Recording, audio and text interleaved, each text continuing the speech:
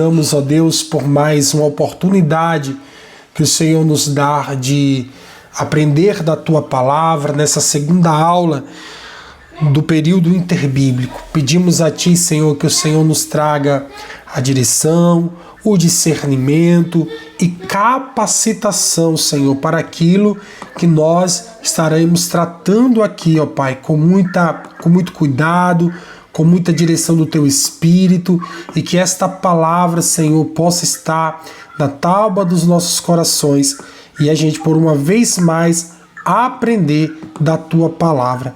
É o que te pedimos neste momento, em nome de Jesus. Amém e graças a Deus. Vamos lá. Hoje aqui nesse tema aqui a gente vai entender um pouco sobre esse contexto religioso do período interbíblico e até também um pouco dessa preparação que foi para o Novo Testamento, tá? Tendo como um objetivo principal dessa aula, e só para vocês estão com a apostila de vocês, né, aí? Ou não? Perfeito. O Josilé, ou você ou o Márcio, depois, se vocês puderem me mandar a apostila que eu mandei para vocês no meu, eu agradeço, porque eu resetei meu celular e acabei perdendo essa apostila, mas eu tenho ela aqui impresso. Eu estou entrando hoje no final do capítulo 2 para o capítulo 3, tá?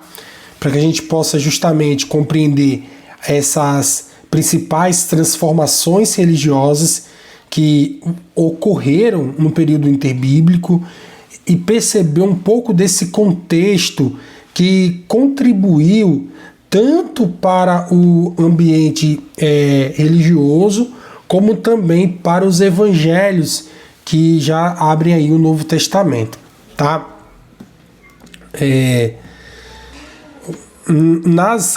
Oi, pode perguntar. Não, o senhor falou o Novo Testamento, eu ia falar Brit Hadashah. Eita! Tá estudando hebraico também? Só arranhando um pouquinho de vez em quando. Muito bom, muito bom.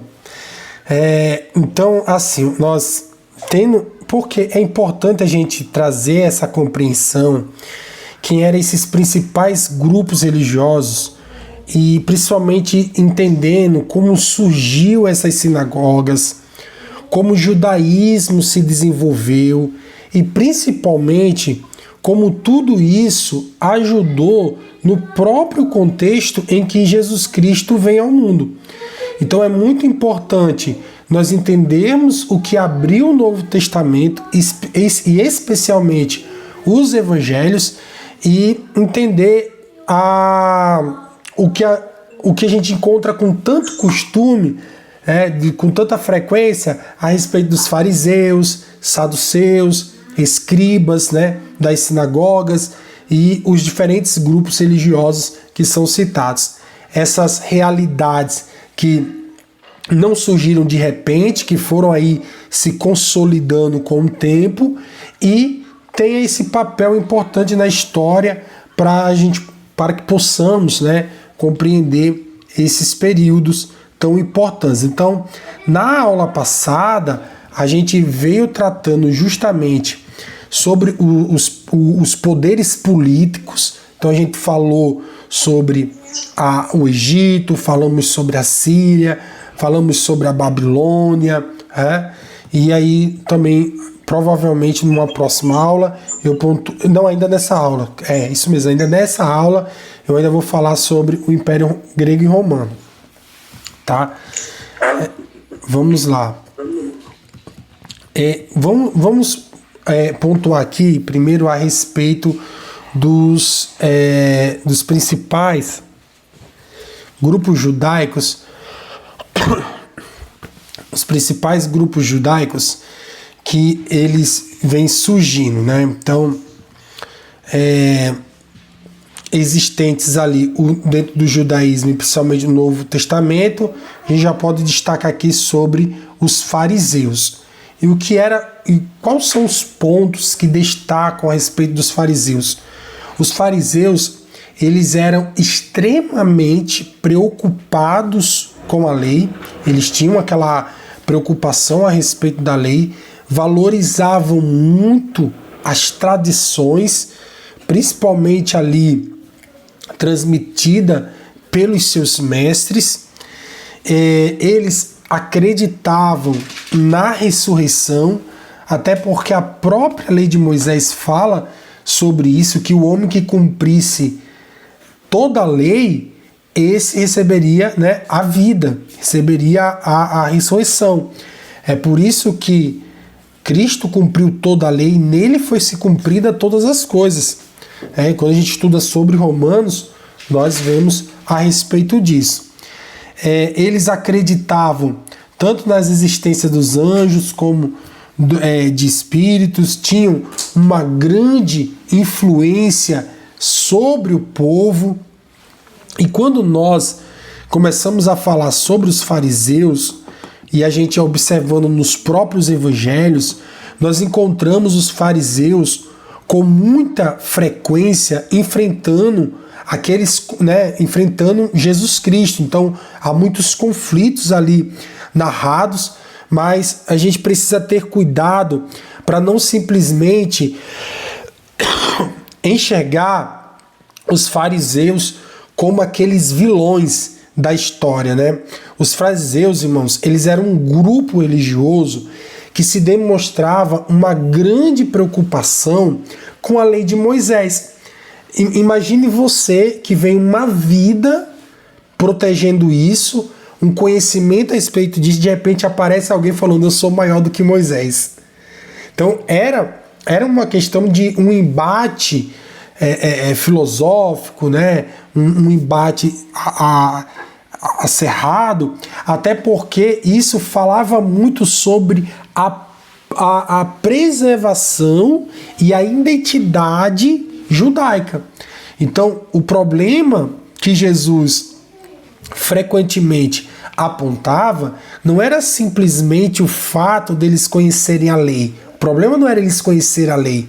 O problema estava sobre a tradição humana que ocupava o lugar da vontade de Deus e em questão também da religiosidade, né, no exterior, que acabava impedindo essa transformação na vida, que era o que Cristo justamente pregava, né, sobre a transformação.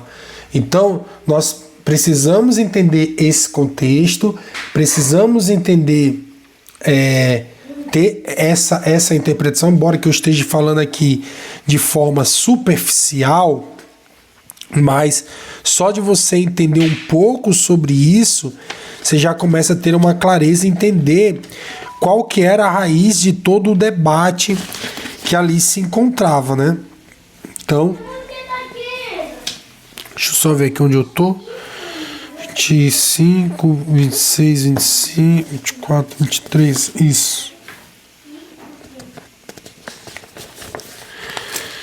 Então, dentro aí da página de vocês, na página 22, tá falando aí sobre os fariseus, tá?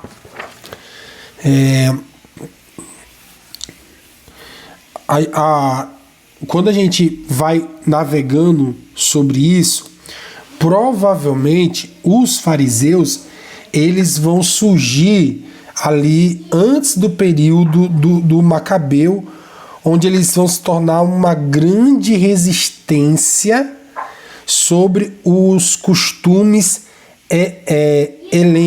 helênicos, sobre os costumes gregos. Então, eles têm ali um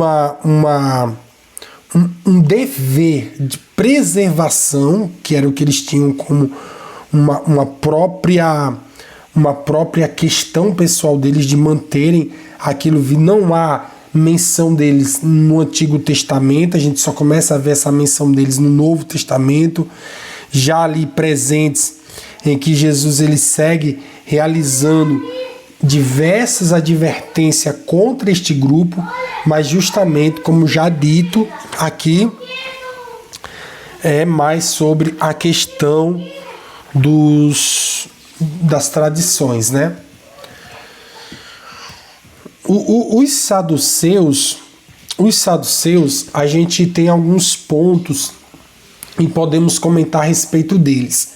Os saduceus, eles estão mais ligados à aristocracia e ao sacerdócio, porque eles, além deles terem uma influência política, eles tinham uma interpretação mais restrita a respeito das escrituras.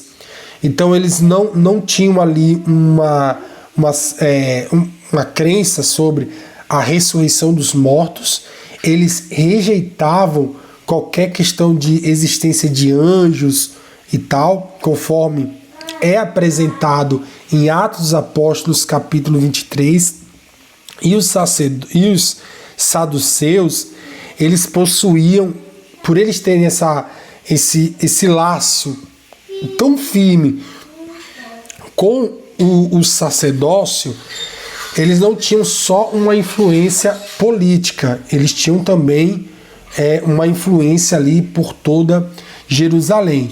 Então eles, por mais que tivessem algumas diferenças teológicas, a relação deles aos fariseus eles tinham ali uma certa aproximação por questão de defender a cultura, né? De se resguardarem a cultura. Então, e podemos colocar que as principais diferenças que tinha entre os saduceus e os fariseus seria a própria questão sobre a ressurreição dos mortos. Os saduceus, eles já rejeitavam essa questão, e isso explica um pouco sobre algumas discussões que a gente vai encontrar no Novo Testamento, quando conhecemos alguns grupos aí que tem alguns textos para poder fazer mais sentido em relação à pregação, né? Então eles tinham muito isso sobre trazer algumas questões, né? Algumas perguntas, como é o nome da palavra certa? Perguntas assim capciosas, né? Para justamente gerar uma confusão. Então, eles tinham que ter muito cuidado com o que tratar, tanto com esses grupos. Os essênios também, que são citados, né? Eles aparecem em momentos distintos ali no Novo Testamento, mas segue a mesma maneira que os fariseus e saduceus. Os essênios, eles são associados a como uma comunidade judaica que buscava uma vida de maior preparação de disciplina religiosa. Então, muitos dos estudiosos, eles vão colocar os essênios aos manuscritos como uma edificação que eu até anotei aqui, ó, que é Qurã, uma comunidade Qurã, com essênios já com o objetivo de uma visão mais acadêmica. Né? Então eles traziam ali algumas expressões em questão ali para estar entre os mestres, né? A gente tá falando de uma época em que você tinha a filosofia como algo, um ápice, né? Desse período. A gente também, deixa eu ver até onde que página ele está aqui. Na página 23 fala sobre os essênios. Semita, né? Isso aí. Professor, eu posso dar uma pequena pincelada aí também? O que confrontou Jesus Cristo também, quando Jesus começa a ensinar, a pregar na Galileia, ali na Palestina, ali no meio confrontar ali os tradicionais ali da tradição judaica. Sim. Então, dentro do comentário de John MacArthur, né, que é esse cara que escreveu a Bíblia também, ele comenta algo, e F.F. Bruce também comenta que existia dentro da tradição judaica, existia duas escolas que bateram de frente com Jesus Cristo, que é uma escola chamada Escola Eliel, chamada Escola de Interpretação Textual Histórica, chamada Liel, e outra também chamada Shael. E uma falava sobre que não havia ressurreição, e outras até cria na literalidade da lei de Moisés, mas confrontou Jesus sobre o adultério, né? A mulher, quando eles vão dizer que dentro da lei de Moisés, a mulher que era pegada em adultério, ela tinha que ser apedrejada.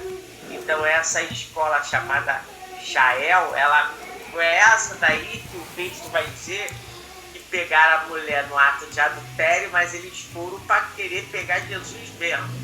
Essa escola Shael. E quando Jesus Cristo bateu de frente com os saduceus, a escola de Liel, eles foram confrontar Jesus sobre a ressurreição. Esse comentarista tal de John MacArthur, na Bíblia dele de estudo e comentário, ele vai falar sobre essas duas escolas. Essas duas interpretações implantadas dentro da tradição judaica. Isso aí. É tremenda. Para você ver, como uma questão de você entender sobre esses grupos, você entendendo a filosofia deles, o pensamento deles, você consegue desmistificar muito dos embates que eles estavam tendo com Cristo. Então, como você colocou, os fariseus e saduceus, por mais eles tinham eles viam como a mesma missão, que era proteger a identidade, uma identidade cultural de Israel, só que haviam ali diferenças religiosas, né? Doutrinária. Então, essa questão doutrinária é uma questão que eles debatiam entre eles, mas é a mesma coisa como fosse Batista e Assembleia, entende? Um exemplo, estou falando aqui só questão doutrinária, né? Então, você tem ali, eles têm a mesma identidade, creem em Cristo, tem a mesma identidade, só os embates doutrinários, normal, né? Os assênios, eles já eram um grupo que tinha mais, era um tipo místico do judaísmo, entendeu? Então eles tinham mais essa questão mística aí do judaísmo. Então eles diferenciavam em alguns pontos, porém aí, como a gente já colocou. Depois dos assênios, você tem também a aparição dos zelotes. O grupo era um grupo importante, que quando a gente vai estudar um pouco mais específico sobre eles, é que eles tinham uma religião, mas essa religião já também era política, né? Então eles estavam ali enraizados nisso, tanto na religião como na política, né? Então era a mesma bancada, podemos colocar aqui assim. Então os zelotes, eles defendiam tanto a resistência ao domínio romano, como oposição política, e para muito deles a presença dos romanos em Israel era uma afronta à soberania de Deus sobre o povo. Então, quando você tem até Judas, olha só, Judas, quando ele se aproxima de Cristo, ele tinha uma raiz política contra os romanos. Qual era o tipo de libertador que Judas esperava? Aquele libertador que subiria em um cavalo, que levantaria espada, que colocaria o povo contra o Império Romano. Quando ele começou a ouvir que Cristo falou, olha, meu reino não é daqui, minha guerra não é aqui, eu vou ter que morrer e tal, eu serei entregue aos homens, que a ficha dele, ele não partiu a crer que Cristo seria este libertador a qual eles esperavam ansiosamente, né? Tanto que tem até aquela série dos Escolhidos, né? Feita aí pela Netflix. E uma coisa que eu achei interessante é que eles trazem essa ideia dentro de Judas.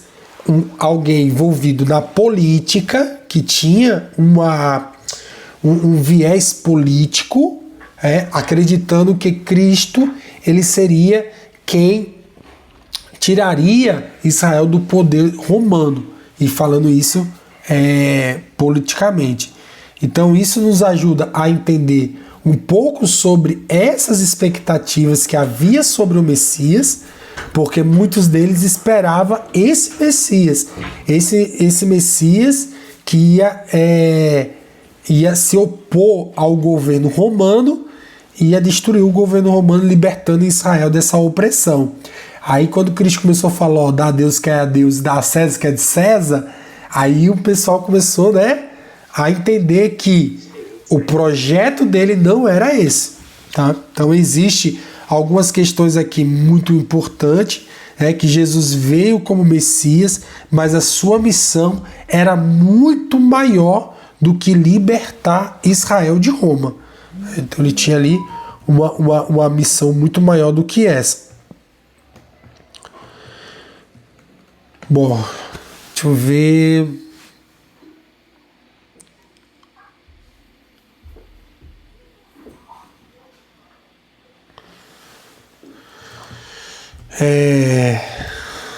Antes de entrar na sinagoga, nós tínhamos também um outro povo que eram os herodianos. Alguns vão crer que Herodes, o Grande, fosse o Messias, até pelo porte, né, por tudo que estava ali acontecendo. Então muitos adoravam a ele. A morte de Herodes não havia assim uma necessidade para essa tamanha seita. Então a gente vai ver que os herodianos, no aspecto religioso, eram como os saduceus. Eles divergiam de alguns pontos políticos, mas totalmente aversos do fariseu, né? Nesse momento até de Herodes, o Grande, o fim de agradar os judeus e ampliar o templo deles, o templo ficava restrito aos judeus. Os romanos eles não tinham acesso a esse templo, né? Mas eles observavam essa movimentação dos judeus através das fortalezas que eram construídas de forma estratégicas em frente aos santuários. Mas, como até dado aqui, ó, na página 25, você vê aí algumas imagens que vai ajudar a vocês entenderem um pouco sobre isso, tá? Que era justamente ali essa adoração a Herodes, vendo ele como um grande, como um verdadeiro Messias. Até nisso também eles colocavam. Tem uma outra classe também, que era a classe dos publicanos, né? Deixa eu ver se eu vou falar.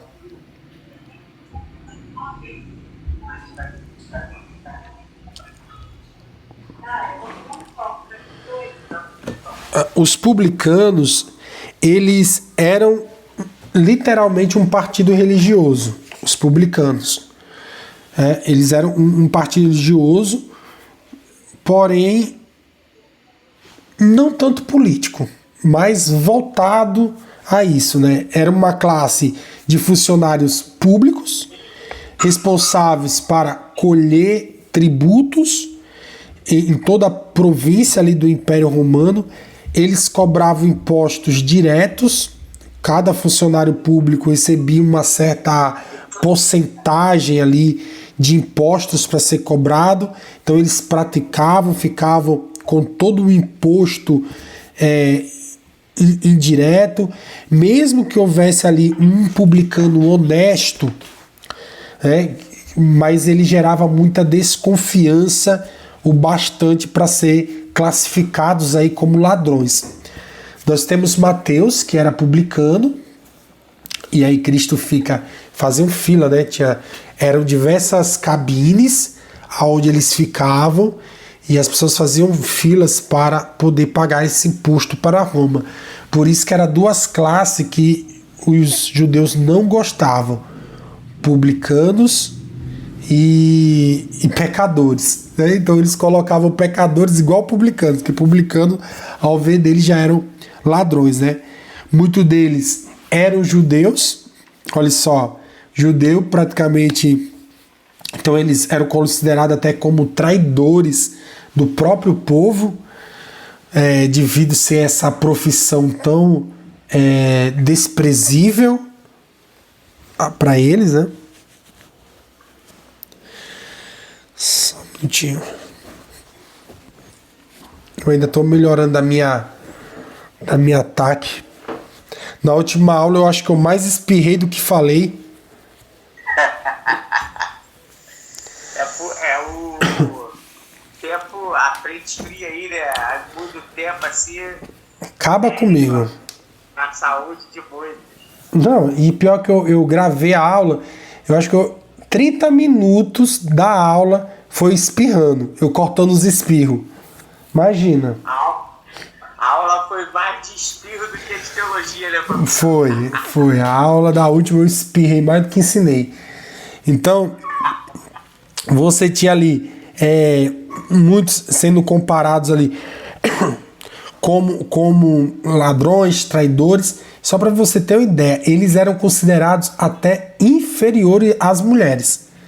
Para você ver que a gente está falando de uma época machista, de uma época que a mulher não tinha voz e que ela não era considerada com tanto carinho como temos aí no dia de hoje, mas já era considerada até mais inferiores do que elas.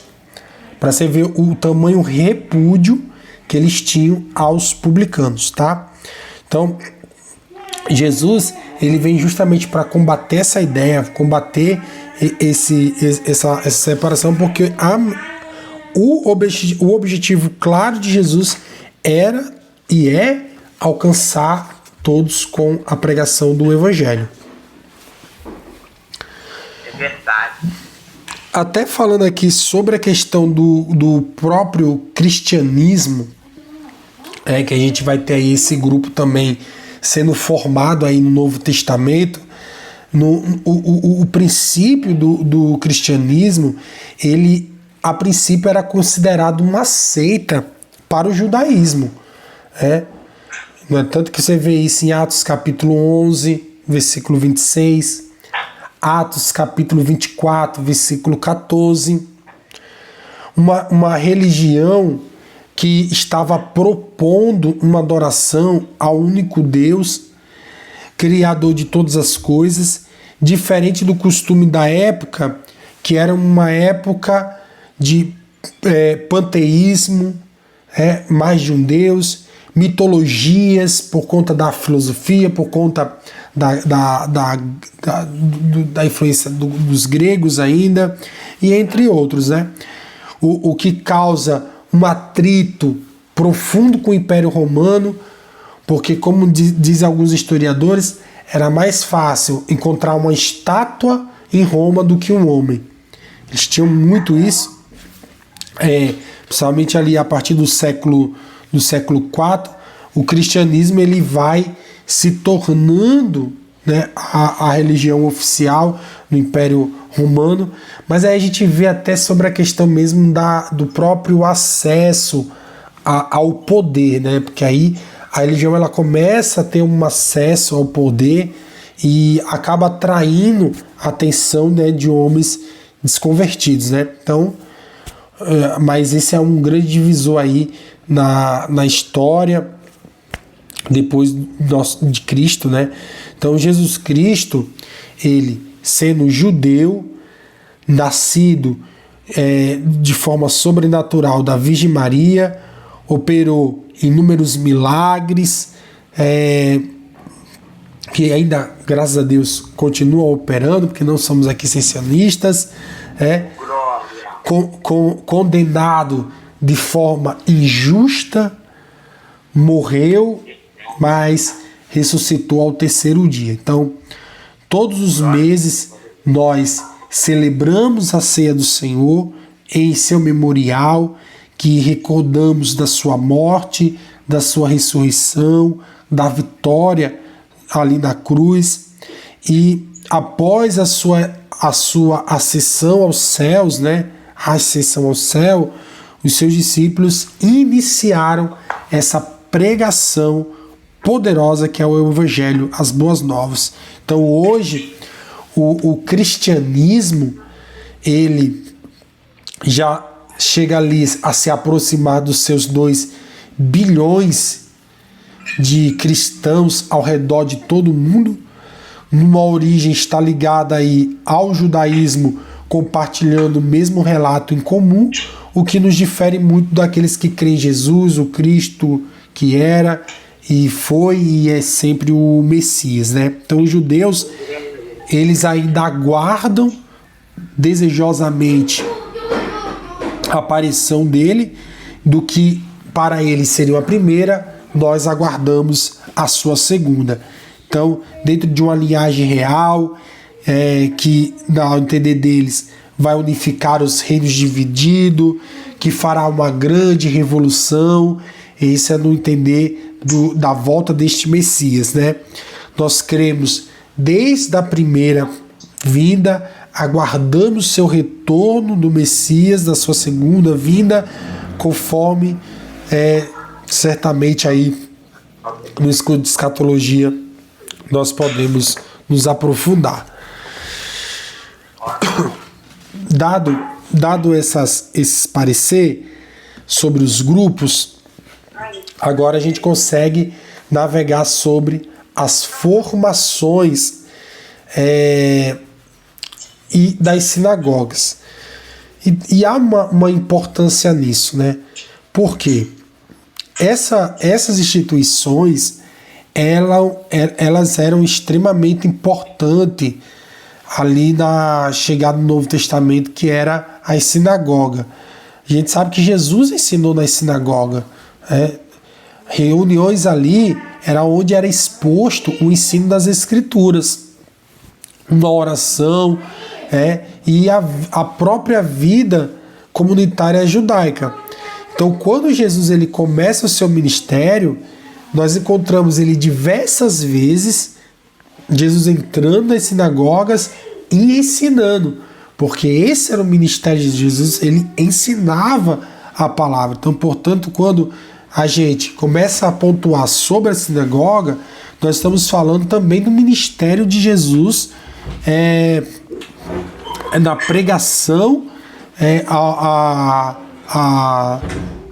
dos apóstolos, que estavam ali acontecendo pouco a pouco. Então vocês tinham a sinagoga como os lugares da reunião, como os lugares das escrituras, onde eram ensinadas orações, a leitura da lei, dos profetas, a convivência da comunidade, a preservação dessa identidade que era a identidade judaica, né? Então dentro ali, já como a gente pode esquecer aquele momento que Jesus pega ali o rolo de Isaías, e já lê dizendo, olha, ele me ungiu, com as boas novas, para levar as palavras ali para os doentes, e tudo mais. No ano do jubileu. No ano do jubileu. Dentro da sinagoga. Isso aí. E não foi algo aleatório. A gente já começa ali a palavra de Deus, ela sendo revelada, né? Então, Muito interessante a gente meditar sobre isso, perceber que Deus ele estava permitindo que tudo isso fosse estruturado, principalmente os ensinos das Escrituras, compartilhado nas comunidades judaicas, justamente para o ensino de Cristo, para a mensagem do Evangelho. Então, tudo isso, Cristo, o próprio Deus já foi preparando para que esse cenário viesse somar com a aparição de Cristo. Então, traz um significado muito grande para o ministério de Jesus e principalmente para a expansão da igreja do primeiro século. Então, vou repetir. Alguém falar qual que é a funcionalidade da igreja. Você já começa isso desde o primeiro momento, para preservar a identidade.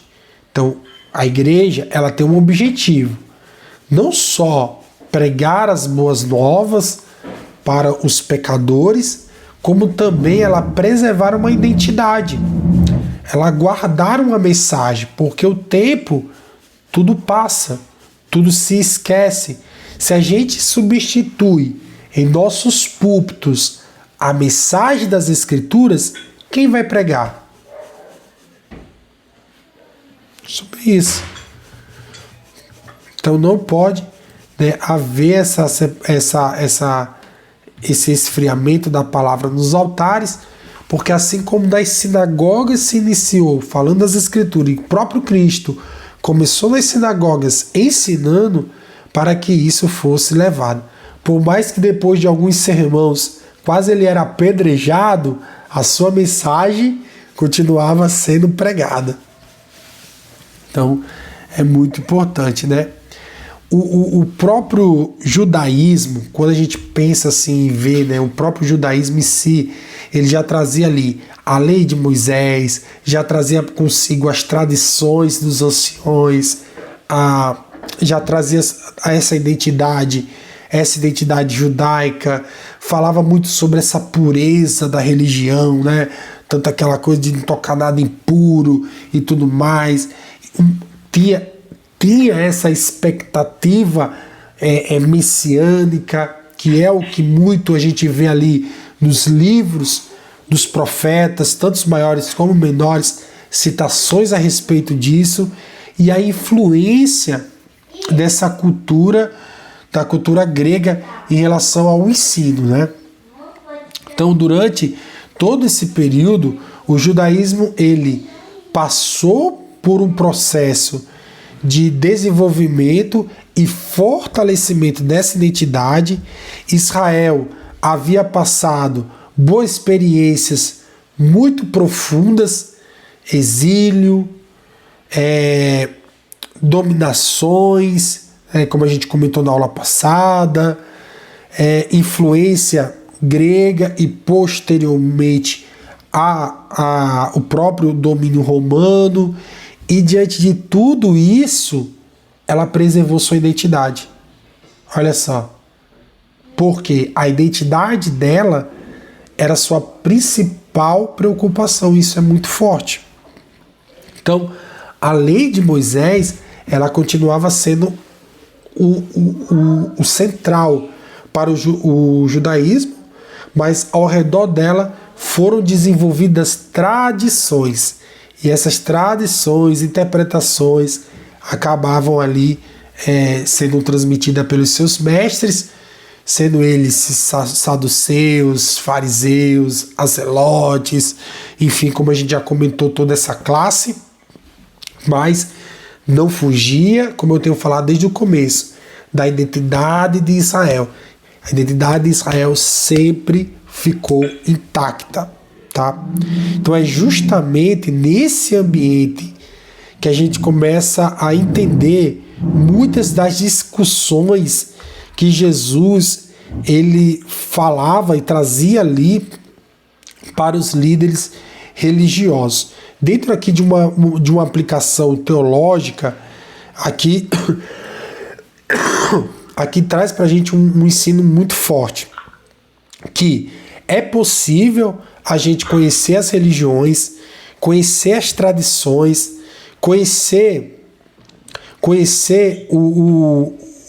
a letra, né? Os dogmas e tudo mais, porque justamente assim a gente consegue revelar o verdadeiro propósito da palavra de Deus. Jesus ele não veio destruir a lei, ele veio para revelar o verdadeiro sentido da vontade de Deus. Ele veio confrontar a religiosidade e muitas das vezes havia colocando ali a tradição acima dos princípios divinos, botando a tradição em cima dos princípios divinos. É a mesma coisa, se eu tenho um catolicismo, o catolicismo ele zela pela tradição oral. Então a tradição da igreja, o poder da igreja está acima da palavra no entender do catolicismo. Então a mesma ideia tinha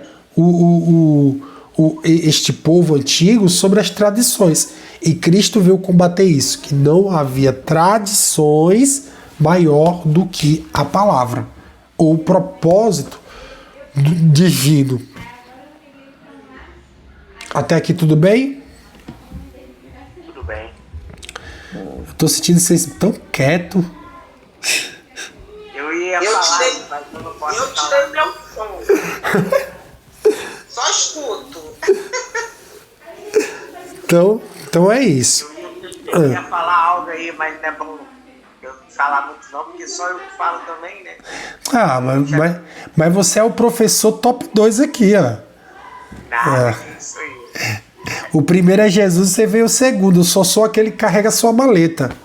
Nada, eu que sou servo aí. Mas eu, pastor, vou arranhar um pouquinho no hebraico aqui, posso? Vai. Então, dentro da tradição judaica, os judeus não gostavam de citar o tetagrama, né? O tetagrama, que é o que eles consideravam o tetagrama um nome de Elohim, né? Sim. Então, quando a gente vai ter uma ideia do verdadeiro nome de Deus, que é Yud-He, Vav-He, que é o tetagrama. Então, aí eu estava pesquisando e meditando em cima dessa questão. Tu vê que no Sermão da Montanha, Jesus e Mateus ali no capítulo 5, os judeus eles já tinham esses pensamentos. Não, a gente não podemos falar o verdadeiro nome de Deus, que é o tetagrama, porque a gente pode blasfemar e ficar citando o nome de Deus. Jesus trabalha na mente deles ali sobre quando orar o Pai Nosso que está aí no céu. Mas o que eu quero dizer, dentro de uma profundidade teológica, é o seguinte: o tetagrama, Yud-He, Vav-He, Yud significa braço, Re significa contempla, e Vav significa cravo, né? Cravo. E ou estaca, ou é cravo ou estaca. E Re, de novo, contempla. Então, dentro da nossa linha de linguagem portuguesada, vai dizer: contempla os braços, contempla o cravo. E essa questão de Yud-He, Vav-He é uma lembrança memorial que Deus, o Todo-Poderoso, Elohim, arrancou o povo do Egito com seu braço forte. Por isso que essa tradição judaica, toda vez que falava assim: cuidado para vocês não falar o nome de Deus e vão, o tetagrama, Yud-He, Vav-He. Simplesmente a questão da tradição é o seguinte: contempla os braços fortes que Deus tirou o povo do Egito com seus braços fortes. E o tetagrama e o de Rivavir, significado é isso, na cruz do Calvário. O braço furado com o escravo, contempla. Isso é legal, hein, professor? Tô vendo. Essa pesquisa que você fez aí, agora que você comentou, você tirou, ela fala, foi em qual material? Eu escuto isso muito, John Macatos, a Bíblia de John Macatos, ou a Bíblia, o comentarista também, F.F. Blues, e o meu irmão também fez uma aula de hebraico também, né? Ah, sim. Faz uma aula de... Inclusive, ele até tá para mandar para mim aqui, que eu tô fazendo umas aulinhas com ele, arranhando um pouco no hebraico, a Brit Hadashah mesmo, do cara aí, americano, que ele é formado em aramaico, ele. Poxa, muito bacana. Eu vou fazer o seguinte, eu vou encerrar essa, porque aqui já vai cair, eu vou encerrar essa aqui e eu já mando para vocês um novo link para a gente poder encerrar essa aula, tá bom? Tá bom, professor.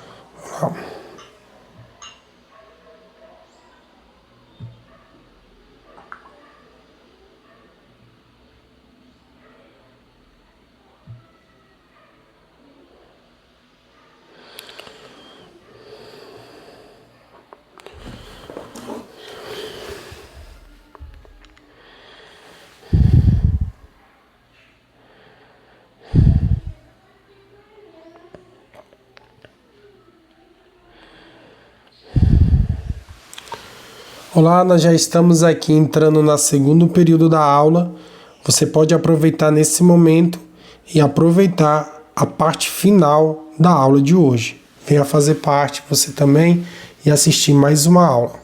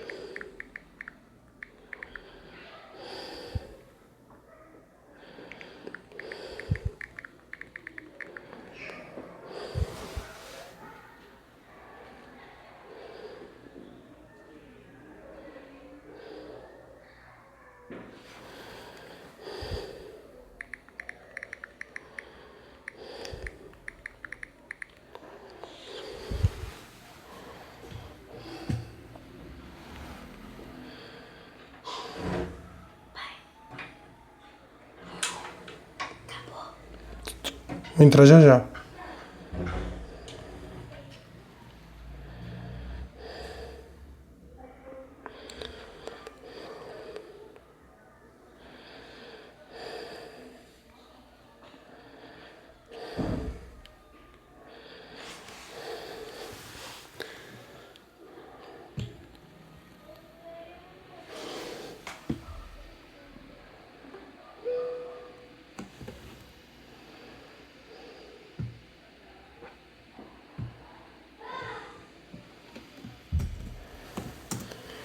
Bom, você que está acompanhando essa aula, a gente já vai iniciar agorinha, tá?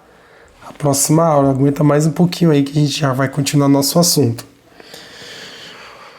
Bom, muito assunto bom, hein, gente? A gente vai acompanhando, né? Vocês que estão acompanhando aí pelo YouTube, essa aula gravada, vamos já iniciar. Vamos lá. Deixa eu já compartilhar aqui esse segundo momento da aula.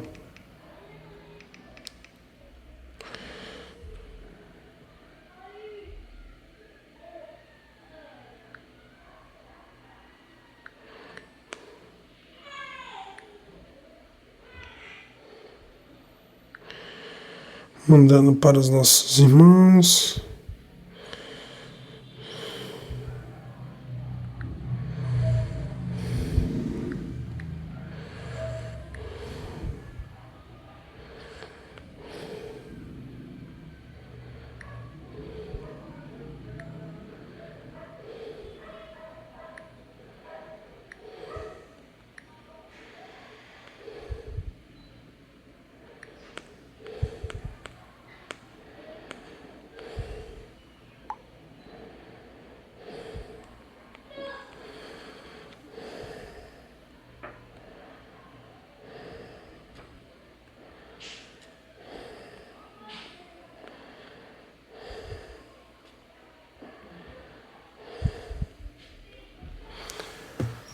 eu ver aqui.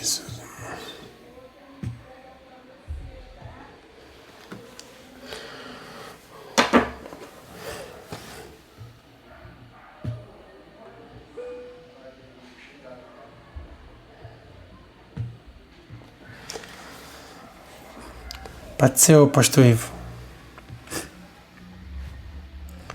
Eita glória.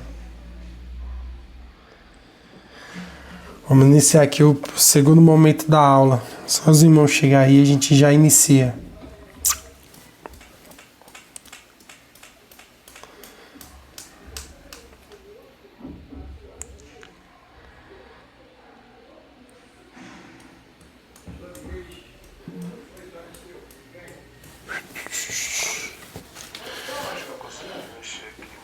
Tô te ouvindo. Então tá bom. Complicado esse negócio aqui, mas eu tô tentando. Aqui no celular aqui, tem hora que ele entra, tem hora que ele fica doido. Ele não é muito crente, não. Mas você chegou agora? Porque a gente já começou a aula, perdeu o início. Não, na verdade é que eu tô resolvendo uns negócios aqui, que eu vou ter que fazer um evangelismo, agora é de 5 horas. Aí eu tava mexendo aqui, ver se algum irmão vai, se não vai. Para evangelizar é meio complicado, meu Deus do céu. É meio complicado mesmo. Um shopping, ou Sim. uma festa, ou ia mais para semear a palavra, meu Deus do céu. Não faço não. Vamos esperar. Eu acho que o Márcio já entra, calma aí. Ele é o nosso aluno que atrasa. Mas você hoje atrasou mais do que ele aí. Josiléia, o pastor Ivo, viu? Tá participando da live aqui com a gente. Paz do Senhor, pastor. Paz do Senhor, irmã, tudo bem? Tudo bem, graças a Deus. Amém. Pronto. Tem um irmão lá da África, lá da Moçambique, que tá doido para participar da aula. Pô, manda pra ele. Se ele entende português? Não entendi. Ele entende português? Entende? Isso. Bom, Falou, pastor, me manda o link para mim, que eu vou ficar ouvindo aqui. Eu gosto de ouvir a mensagem, a palavra. É do seu filho, né? Eu falei, é. Ele falou, manda para mim. Ó, depois eu vou pedir a autorização dele para ver se eu posso mandar ou não. pode mandar. Não tem problema não. A gente, quanto mais gente tendo aí até para que possam participar da aula, é importante e a gente vai crescendo aí no conhecimento da palavra de Deus. Essa turma é uma turma que a gente formamos, né? A minha esposa está acompanhando aqui na sala, né? Ela está acompanhando aqui, então ela já conta como uma aluna. E aí os dois, né? Tem o pastor Ivo, a Josiléia, o Márcio, e quantos mais alunos a gente tiver, melhor para participarem dessa aula que está sendo de grande vantagem. Enquanto o Márcio já vai se aproximando, a gente também precisamos falar sobre a gente falou sobre tanto as sinagogas, né, que a gente já vinha falando, e tem os sinédrios, né? O sinédrio, enquanto que a sinagoga ela preservava a questão da leitura das escrituras, essa parte em relação à preservação da cultura judaica, o sinédrio, eles já focavam em julgar a causa do povo, de acordo com a lei.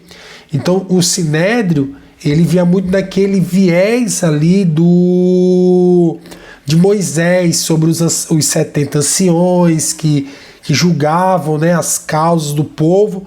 Um exemplo dessa aparição seria ali na passagem de João capítulo 3, onde Nicodemos ele é é falado com Nicodemos a respeito de Jesus, justamente para que houvesse uma posição dele no Sinédrio a respeito do que Jesus ensinava. Então essa é uma das tratativas, né, que é dada ali, só que aí Nicodemos acaba se tornando aquele discípulo oculto de Jesus, né? Ele não quis ali expor do que ele crê, do que ele passou a crer a respeito de Cristo, mas ele acaba sendo convencido por aquilo que Jesus havia a ele ministrado, tá? Então, essa aqui é uma parte. E aí a gente começa aqui falando sobre um pouco dessa expectativa a respeito do Messias. Como a gente está falando de um período interbíblico, que é um período entre o Antigo Testamento e o Novo Testamento, nós chegamos em uma fase muito importante dessa aula, que é falar sobre essa expectativa messiânica, né? Então, depois de séculos e séculos de dominação estrangeira, Israel, ela continuava esperando essa promessa de Deus se cumprir. O povo aguardando a respeito do Messias. Porém, vai existir ali diferentes expectativas sobre quem seria esse Messias, o que ele faria, né? E alguns eles esperavam ali uma libertação política, outros esperavam uma restauração nacional, haviam ali diferentes expectativas relacionadas ao reino de Deus. Então tudo isso começou a gerar ali muita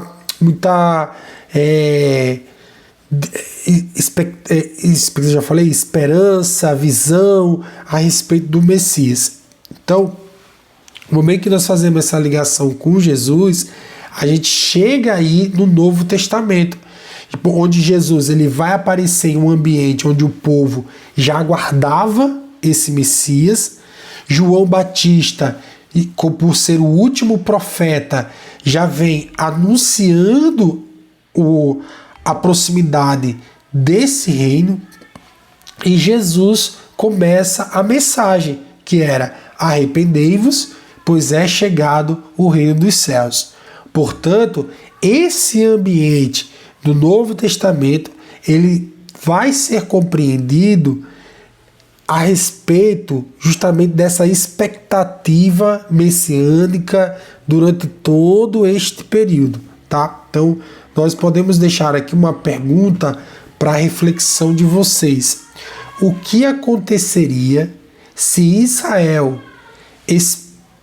esperasse um libertador político, mas Deus enviasse um Salvador que viesse tratar primeiro o problema do pecador? Então, o que aconteceria com Israel? O que poderia acontecer com Israel se, de vez de receber a Cristo, recebesse um libertador político? Então, quando você começa a refletir sobre isso, é exatamente aqui onde a gente encontra a grandeza de Cristo. Jesus ele não veio apenas mudar um governo em Israel, ele veio transformar o homem, veio reconciliar o homem com Deus e estabelecer um reino que viesse ultrapassar as fronteiras. Então você tem, dentro desse período interbíblico, uma expectativa política, só que Deus envia alguém para trabalhar o interior destes homens, o interior da humanidade, muito além do que um plano terreno, tá? Então, enquanto muitos estavam olhando para o plano terreno, Deus já estava ali moldando o cenário para o futuro, tá? Cadê isso? Aqui, eu já ia falar dele. Eu já ia dizer, cadê o Márcio? Apareceu o Margarido. Não, o que aconteceu? Sabe o que aconteceu? A primeira aula caiu.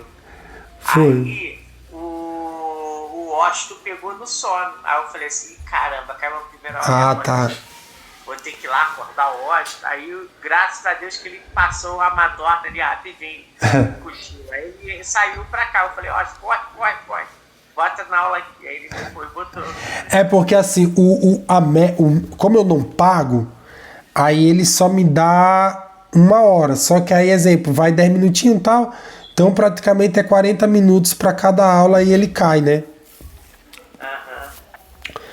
Aí vamos que vai dar certo. O pastor Ivo tá aqui na live, tá, o Márcio? Ô, meu pastor, um abraço, a paz.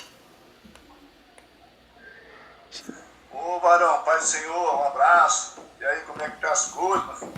Hoje vamos aprender mais um pouquinho da palavra de Deus, hein? É forte. É isso aí, meu pastor, isso aí.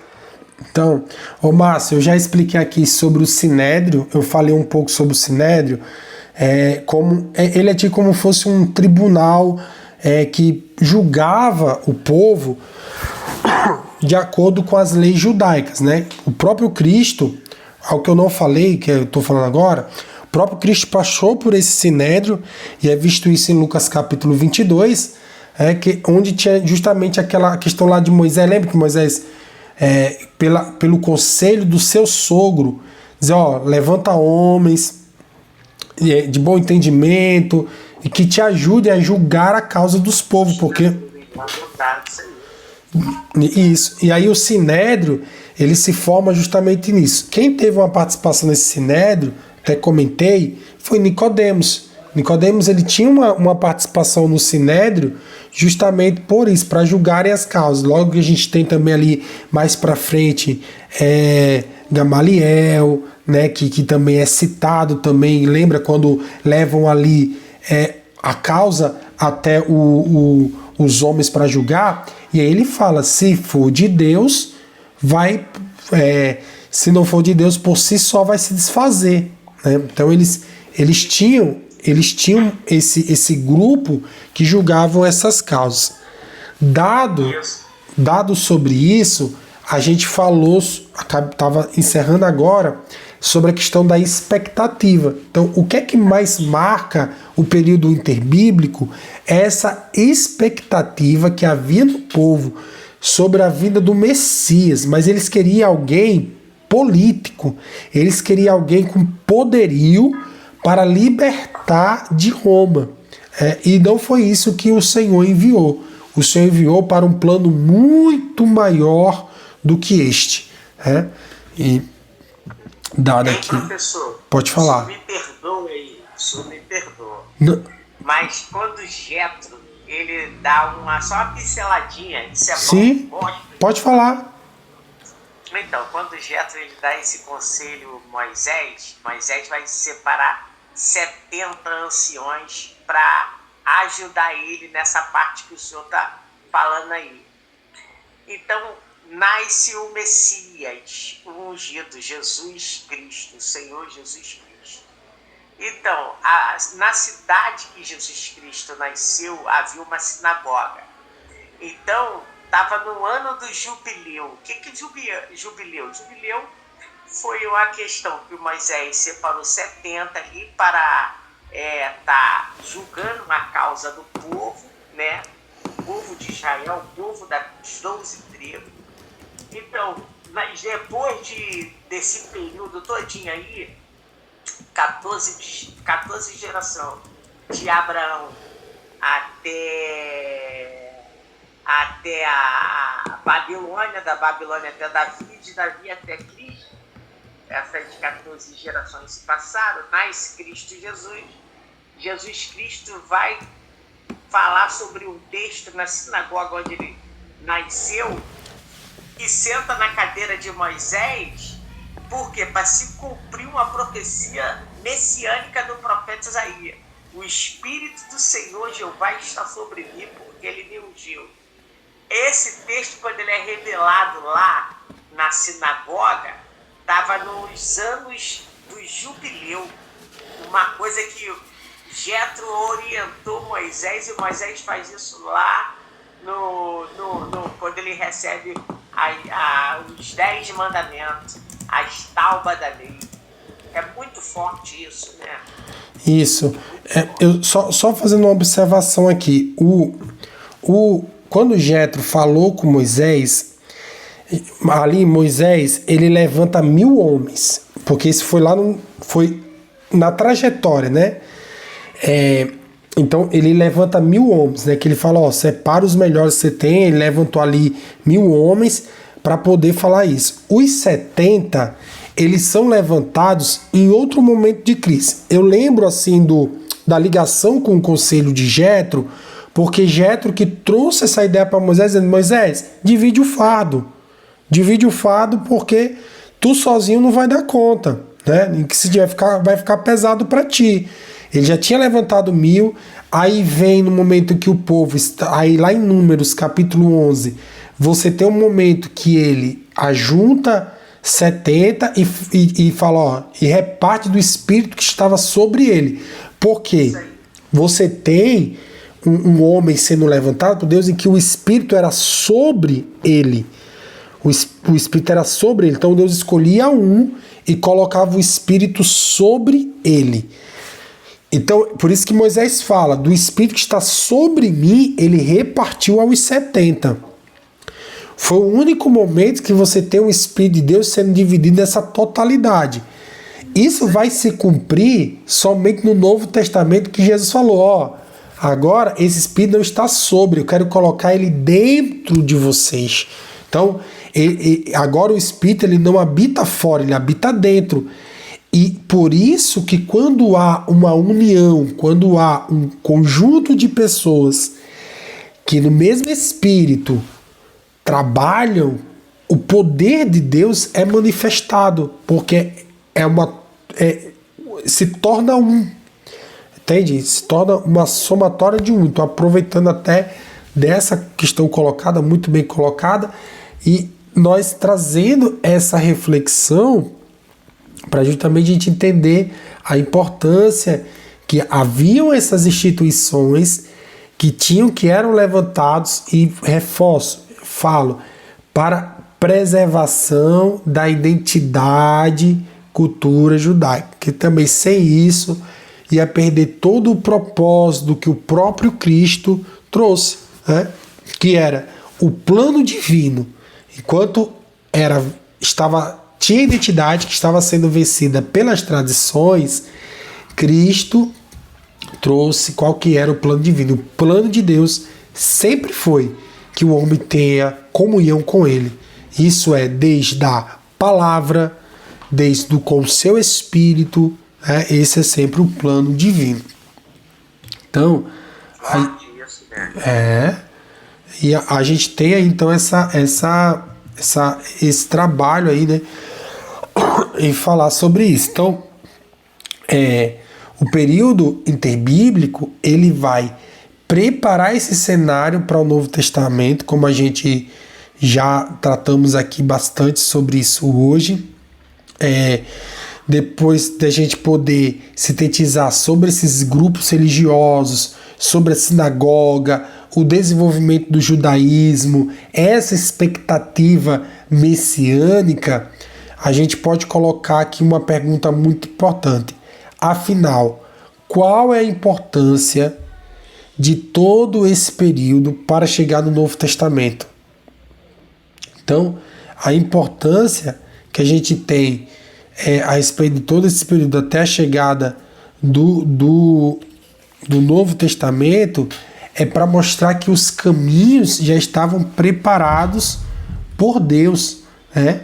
Deus já estava preparando aí para trazer aí e revelar aos homens a sua vontade.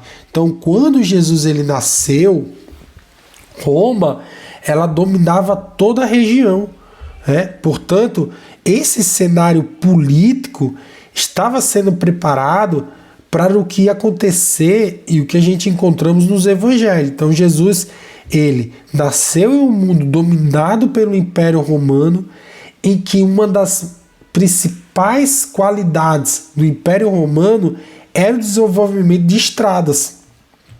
Eu lembro que até numa revista da CPAD, a gente trata sobre essas construções da estrada, e quanto isso foi vantajoso para os apóstolos também na pregação do Evangelho, onde Roma vai trazer todo esse desenvolvimento, essas grandes estruturas de estradas para a comunicação. Isso, posteriormente, vai contribuir para a expansão do Evangelho através dos apóstolos, e a própria língua grega, que a fluência grega, ela vai deixar uma marca profunda, porque o grego ele se torna aquela língua ampla que era utilizada ali no mundo mediterrâneo. Isso se torna extremamente importante para uma comunicação da mensagem cristã nesse primeiro século. Você tem as sinagogas, olha só, as sinagogas que das comunidades judaicas que estavam espalhadas ali pelo mundo, levando as escrituras, e as escrituras sendo lidas. E quando Paulo ele chega em uma dessas cidades, muitas vezes já começava as suas pregações juntamente na sinagoga. Então, por aquela estrutura religiosa existente no Novo Testamento, se tornou-se um ponto crucial para a pregação do Evangelho. Então, os caminhos, a língua, a sinagoga, tudo isso estava proporcionando para a revelação do Messias.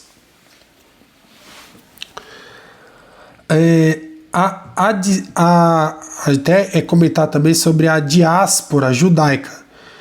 Os judeus, eles estavam espalhados por diferentes... Pode falar.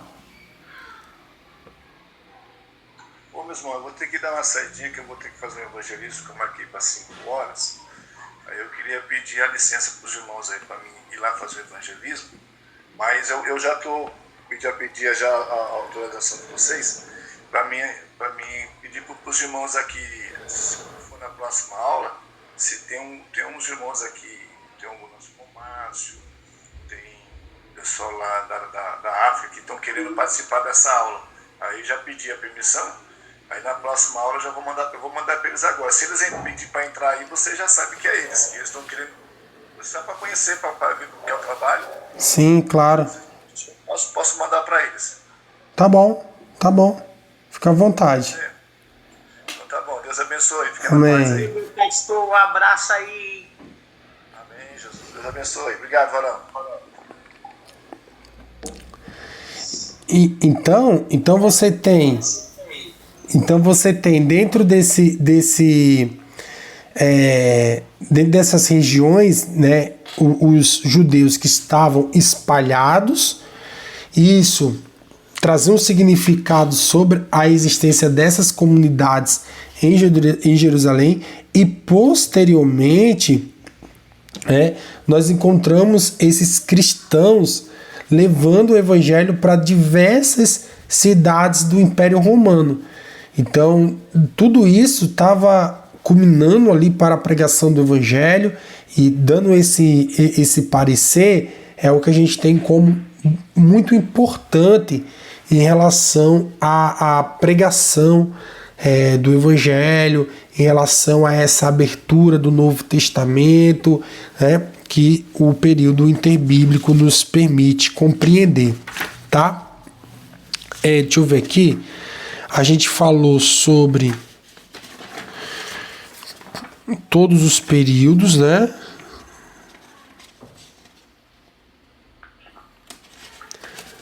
Falamos sobre a Babilônia. Ok, falamos. Pronto. Falamos sobre Egito, Babilônia, Síria. Falamos sobre o Alexandre o Grande. Tá. Então é isso mesmo. Então eu posso caminhar então aqui para a conclusão desse período interbíblico. Até porque eu estou em cima da apostila, né, que eu compartilhei com vocês.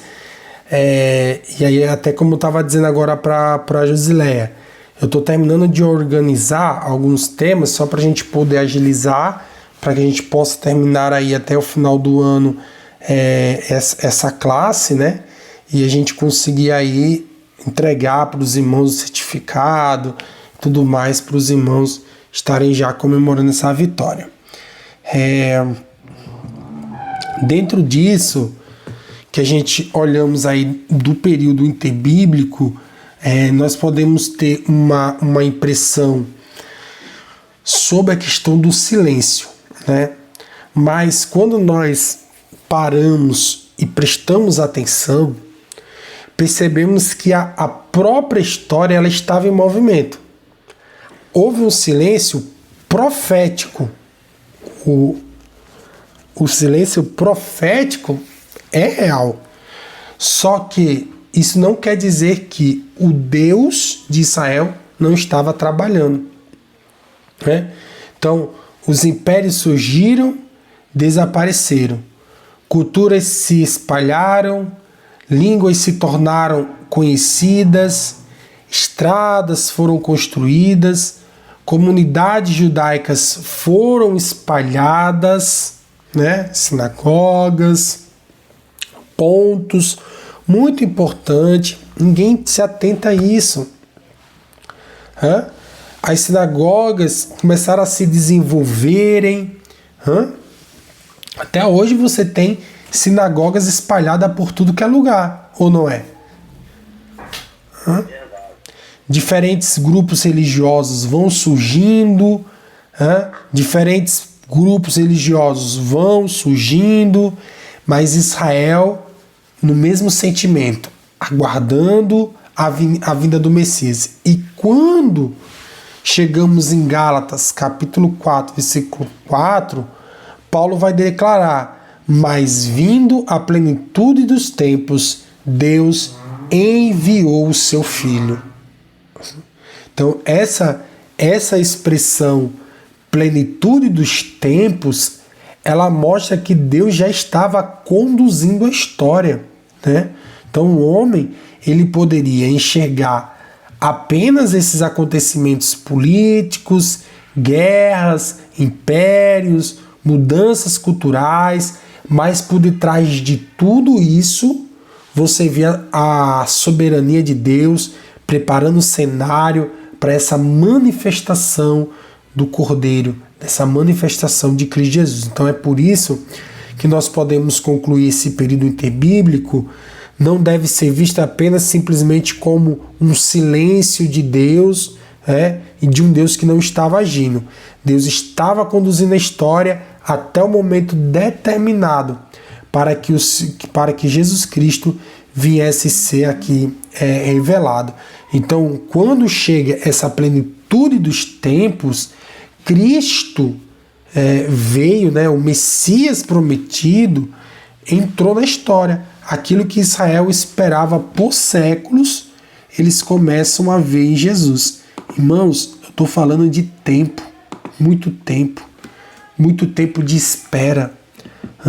Vocês lembram aquele momento em que Isaac, ele olha para Abraão e ele pergunta, onde está o cordeiro?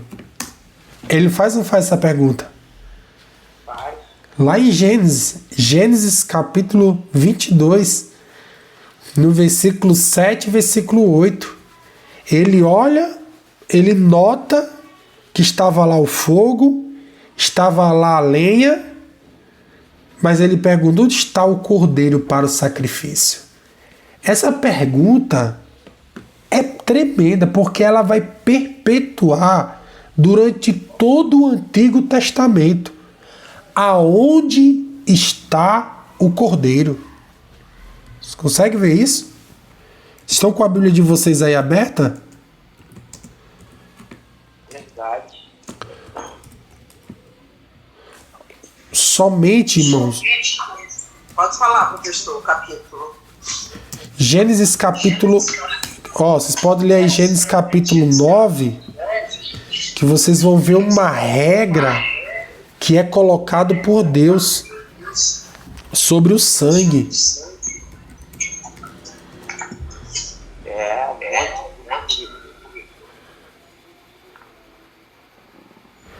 Ele, aí em Gênesis capítulo 9, vocês veem que Deus ele vai proibir Noé e a sua descendência de comer carne com sangue, porque sangue ele representava a vida.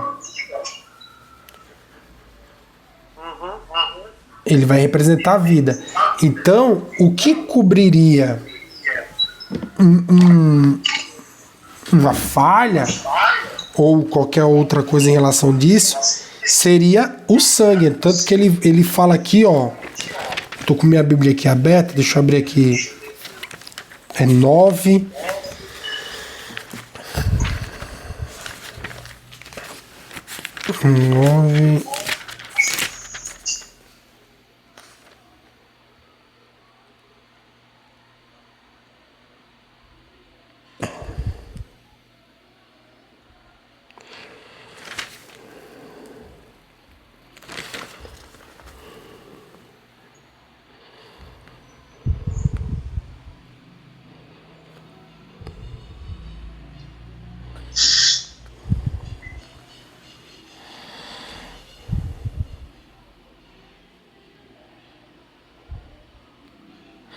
Que ele fala aí justamente sobre, a partir do versículo 4, mas a carne com a sua alma, isto é, com o sangue, não comereis, porque certo requererei o vosso sangue, por vós mesmo derramado, o sangue da vossa vida.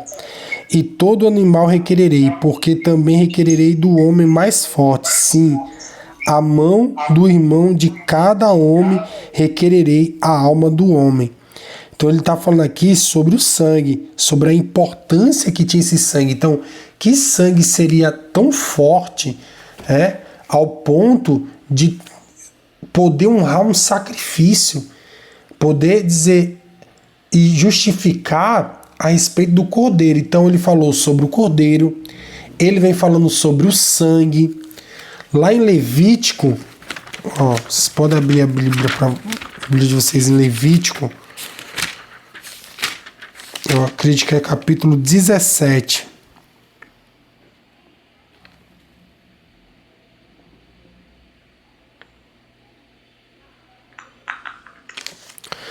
Levítico capítulo 17, versículo 14.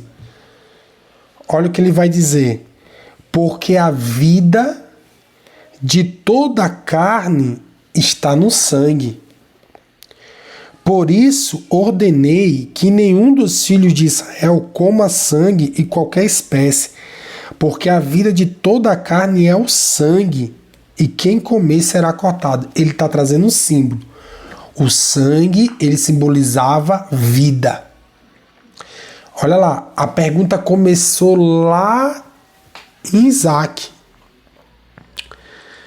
Onde está o cordeiro para o holocausto? E aí vem o valor do sangue, o sangue, porque esse sangue tem vida, precisa de um sangue com vida. Que sangue seria esse tão poderoso?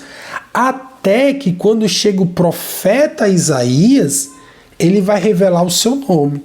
Ele vai dizer, olha, esse que vem, ele vai vir e ele tem um nome. Não é isso?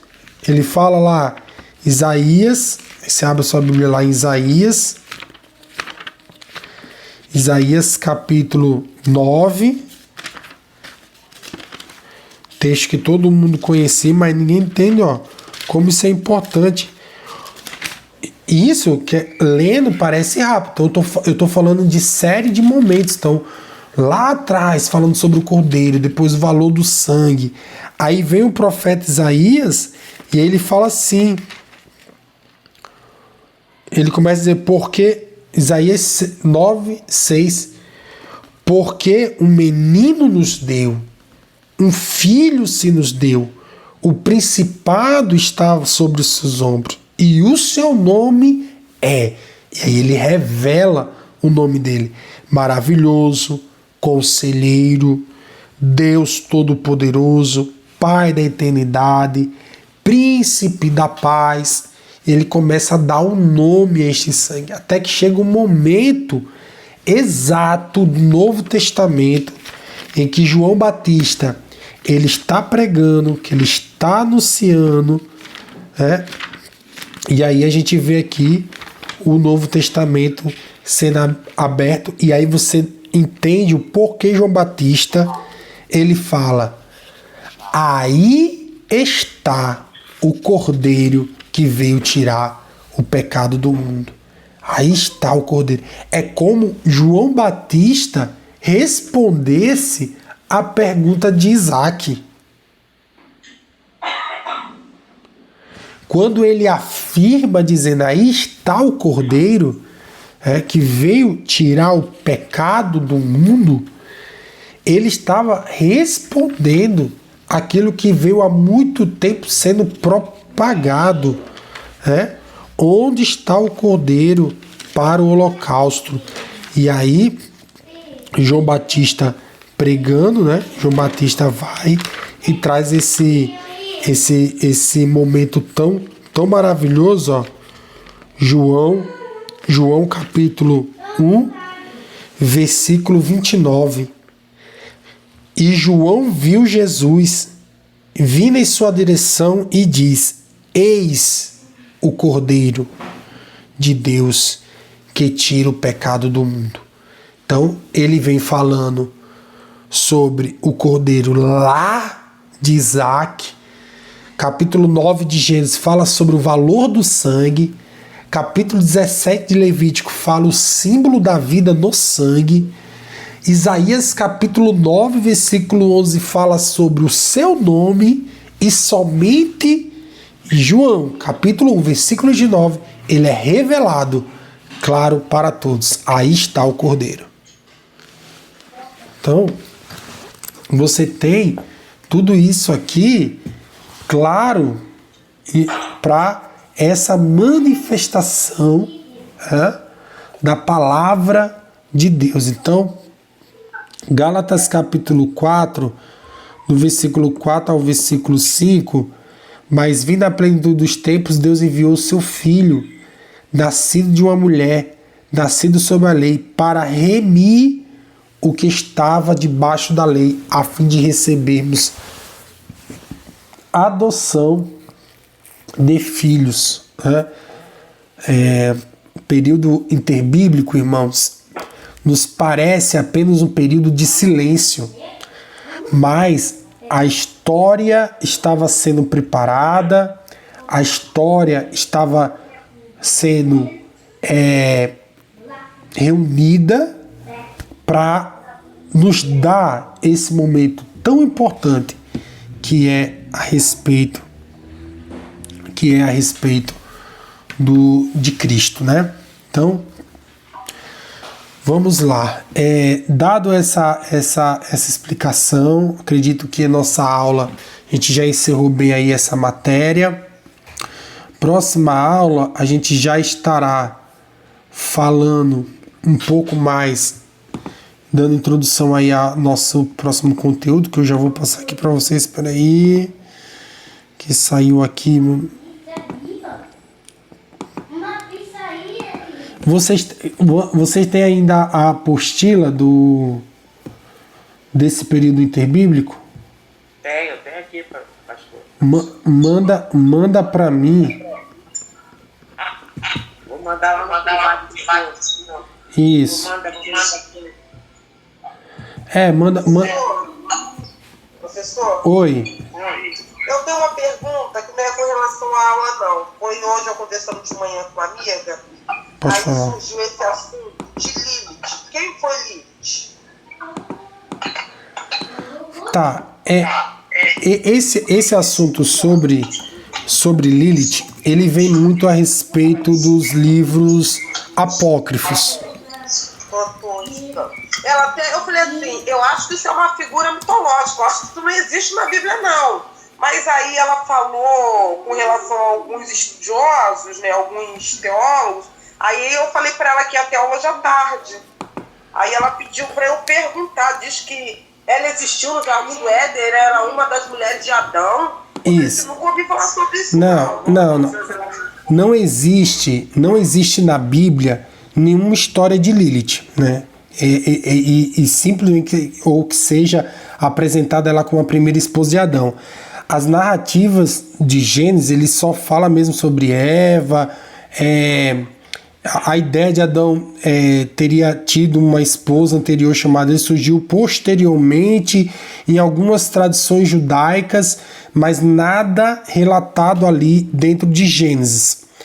Há só uma questão interessante em Isaías 34, versículo 14, que algumas traduções antigas vai interpretar no hebraico associado a uma criação chamada Lilith, né, que seriam noturnos demoníacos. Dependendo de uma tradução, pode até aparecer como uma criatura noturna, um demônio da noite, ou simplesmente Lilith, ou simplesmente uma criatura associada a esse nome. Então, assim, tudo que é relacionado dentro do nome de Lilith é sempre focado dentro de algo mitológico, como você falou, ou até mesmo demoníaco, ou em livros extrabíblicos, enfim, que aí é questão mais de crença, né? A pessoa querer acreditar. A Bíblia em si, você não encontra nada a respeito disso. Então, aí a pessoa fala, mas é citado em outras... Aí a gente vai voltar sobre a questão da funcionalidade da Bíblia, o que foi a Bíblia, como a gente chegou na Bíblia, como a gente interpreta que a Bíblia seja a nossa... colocando aqui... Isso. Regra de conduta, como a verdadeira palavra de Deus, a gente vê que a Bíblia, ela interpreta a Bíblia. Então, todos os textos que nós temos na Bíblia, a gente tem dentro dos próprios textos respaldados por outros textos. Então, aquilo que não foi respaldado, ele foi tirado. Então, quando a gente não viu, ele foi tirado, porque não houve nele uma inspiração, não houve nele uma continuidade. Então, quando você estuda sobre os livros apócrifos, não era que os livros apócrifos eram não de Deus, ou que a gente tem é de Deus, os outros não são. É porque os que nós temos como comprovar que há uma inspiração divina, que há uma concordância, e daquilo que não houve concordância, ou que não estava completo, ele foi tirado. Verdade. Entendeu? Então você tem, dentro de algumas traduções, algumas pessoas que trazem esse tipo de ensino para querer mesmo assim só confundir. Mas é importante você responder o que para ela? Na Bíblia não existe nada a respeito disso, e tudo isso são de livros extrabíblicos. Aí vai mesmo questão cultural, de religião para religião. Escreveram a escatologia de Enoque, escreveram, não foi nem Enoque que escreveu. Eles falam que foi Enoque não escreveu. Mas dentro daquele período ali de Gênesis, ali, 5, versículo 25, 35, como Enoque, o Gênesis ele andou com Deus, e Deus para si o levou, teve pessoas ali, tribo, que escreveram a escatologia de Enoque. Aí falaram muita coisa lá. Pode ver que não inclui esse livro. Não lá Judas ele cita a respeito do livro de Enoque também, até para falar sobre a veracidade do cumprimento da palavra. Só que qual que é o problema do livro de Enoque? Eu falo problema assim de um jeito mais grosso de se dizer. É mais sobre a questão mesmo da própria confirmação, né, e continuidade daquilo que está escrito. Então, a Bíblia, ela tem um princípio que ela tem que ser traduzida pela Bíblia. A Bíblia tem que falar da Bíblia. Então, no momento que ela perde qualquer conexão, ela deixa de ser uma inspiração. Então, você tem ali a Bíblia sendo composta por 40 escritores totalmente distintos, de posições, de intelecto, mas falando ali, inspirados e com uma mesma concordância e coerência, né? Pai do Senhor é o pastor Madison, né? Pai do Senhor, seja muito bem-vindo, viu, meu irmão?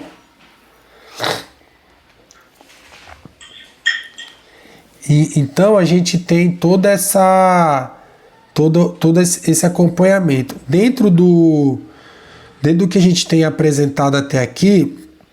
Tá respondido, Josileia? Tiver alguma dúvida, pode falar. Tá sim. Pronto. Então você fala para ela para desmistificar esse assunto, tá? Porque o pessoal, por já ouvir dentro de algumas traduções, acaba citando, mas não é algo que a gente pode encontrar dentro da Bíblia. Como eu disse, a única referência que gera ali um atrito ou algo do tipo seria de Isaías 34, versículo 14, mas está falando sobre uma criatura da noite. Não está se referindo, né, a ser uma esposa de Adão, algo do tipo. Tá bom. Deixa eu ver aqui do City Hall. A gente vai entrar na matéria.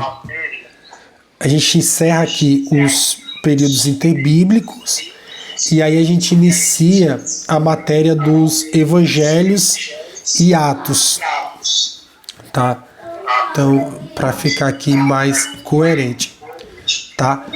Aí, as nossas aulas, até aproveitando que o irmão Madison está aqui, as nossas aulas, elas ocorrem todos sábados, das 15 até as 17 horas. Aqui, ó, irmão Abel. Pai do Senhor, irmão Abel. Josileia. Oi. Envia aí você que estava próximo aí ao smartphone aí, computador, envia a apostila do professor interno. Tá bom. E aí, a nossa... Sábado que vem, a gente vai iniciar a matéria dos evangelhos e Atos, tá?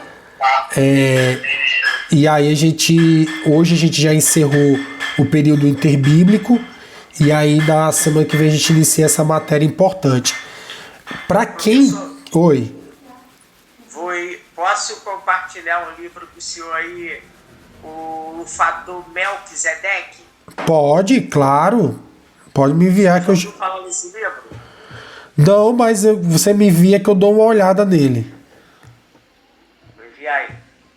Pode enviar. A gente tá... Temos material bom aqui pra caramba, pra pesquisa, pra estudo. Ótimo. Não, perfeito.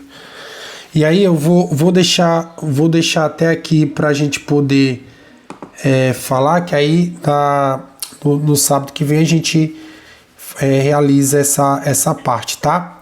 Vamos orar, agradecer ao Senhor por mais um dia de aula, que o Senhor nos permitiu aqui aprender, e aguardo vocês aqui sábado que vem, tá bom? Oremos. Altíssimo Deus, maravilhoso Pai, graça te damos, ó Deus, por mais uma aula que o Senhor nos permite, Senhor, aprender da Tua Palavra, que o Senhor continue abençoando os Teus filhos e filhas, dando a eles o resto de semana abençoado, guardado pelos Teus anjos, dando a bênção, a vitória para o Teu povo. Em nome do Senhor Jesus Cristo, nós te louvamos e te agradecemos. Amém. Então, até a próxima aula, sábado que vem, às 15 horas. Tá bom? Ótimo final de semana para todos aí. Amém. Paz do Senhor para todos.